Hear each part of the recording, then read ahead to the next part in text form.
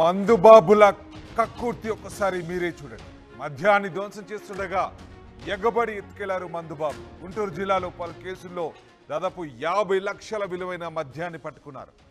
ఏటుకూరు రోడ్డులోని డంపింగ్ యార్డ్లో పోలీసులు ఈ మద్యాన్ని ధ్వంసం చేశారు. విషయం తెలిసి అక్కడికి భారీగా చేరుకున్నారు మందుబాబులు. పోలీసుల ముందే బాటిలను ఎత్తుకొని పరిగెత్తారు మందుబాబులు. పోలీసులు లాఠీలకు పని చెప్పినా మందుబాబులు విడలేదు. సోషల్ మీడియాలో ప్రస్తుతం వీడియో వైరల్గా మారుతోంది. ఎస్, మీరు చూస్తున్న దృశ్యాలు ఏపీకి సంబంధించినవి. మందుబాబులు ఎలా ఎగబడుతున్నారో ఒక్కసారి చూడొచ్చు. వివిధ కేసుల్లో స్వాధీనం చేసుకున్న మద్యాన్ని ఏటుకూరు రోడ్డులోని డంపింగ్ యార్డ్లో పోలీసులు ధ్వంసం